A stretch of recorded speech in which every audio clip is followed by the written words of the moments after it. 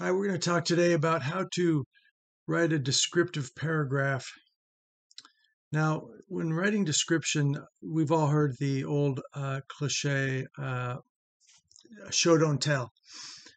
And it's actually good advice.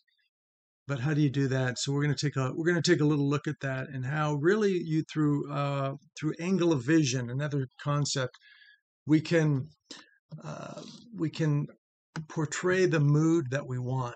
For example, the old short story writer Edgar Allan Poe used to say that every single word in his short stories was carefully chosen to build towards a dominant impression, a dominant effect in the climax of the story. And so he's every little word um, creates a little spark of emotion and reaction within us, even if it's like subconscious. At sometimes it's quite evident. We're quite aware of it, but not always.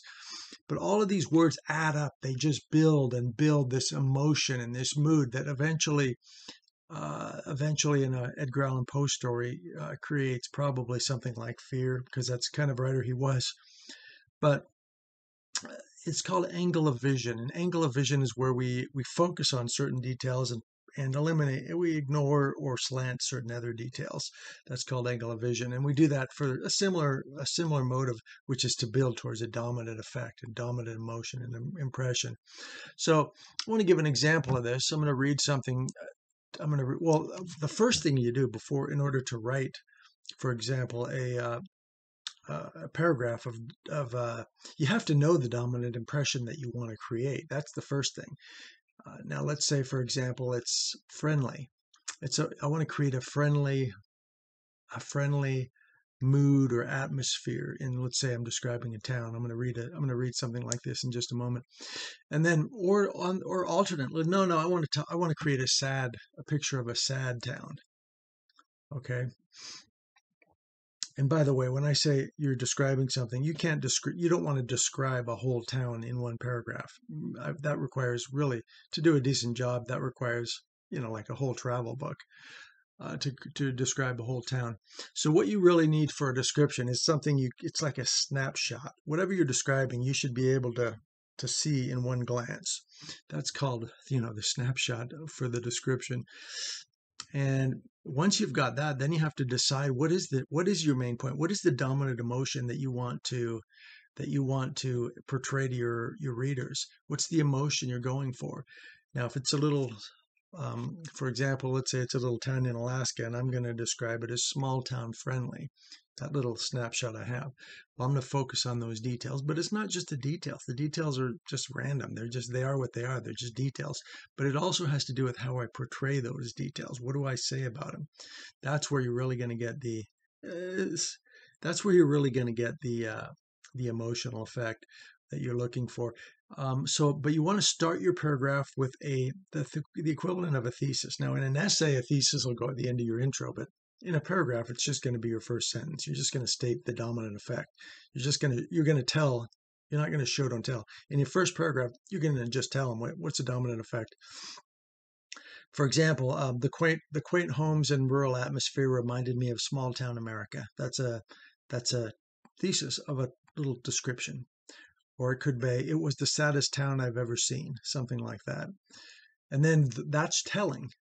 Now, you're not going to do any more telling. From there on, you're going to show that emotion. And that's through the details. So let me give you an example of how we can adjust our angle of vision from one thing to another in order to create different emotions through our writing. Now, I'm describing a town in Alaska. The quaint homes and rural atmosphere reminded me of small town America. Standing on the snow-dusted mountains, I welcomed the cool wind on my face. Wildflowers with shallow petals and golden grass danced in the breeze.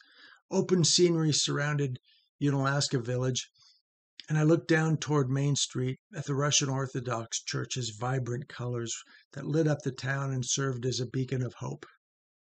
The old building projected the old building protected the graveyard where loved ones rested. Fishing boats along the docks lay ready for father and sons to ply the seas. Seagulls hovered around the boats waiting for scraps to be tossed overboard and make a fine meal. Bright aluminum buildings lined the shore, and April Nezhkorov skipped along the pebble beach, only stopping to collect shells. Even up this high, the smell of today's catch rose on the breeze and reminded me of a trip to the market. So the pretty much all the details there are giving us basic. It's like small town America or small town friendly. It's friendly details, friendly description. It sounds like a pretty friendly place. Now contrast that with a different angle of vision where my thesis has to do with sadness. Um, the bleak sights made me feel sad. That's your dominant impression right there of the same exact same place. It's the exact same place. Now look how by switching my the way I portray the details, how it gives a different feel. The bleak sights made me feel sad. Standing on the snow-dusted mountains, I braced myself against the cold wind. Wildflowers with shallow petals whipped back and forth. I couldn't see a tree anywhere. Lifeless brown grass smothered the steep mountainside right up to the snow line. Looking down toward Unalaska Village, the empty Russian Orthodox church with its green-topped domes and blood-red roof stood out from the other buildings and shadowed the graveyard. I felt cold as I took in the scene. No market, no museum, no cinema, no bowling alley, and almost no people.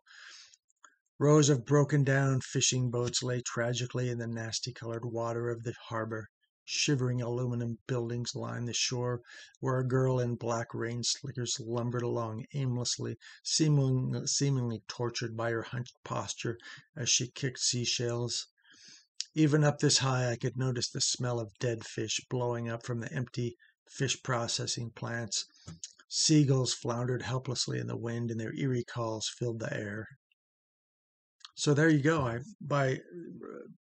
Really the same details, a little bit of slightly different emphasis there, and different portrayal of the a different slant on the details that we see.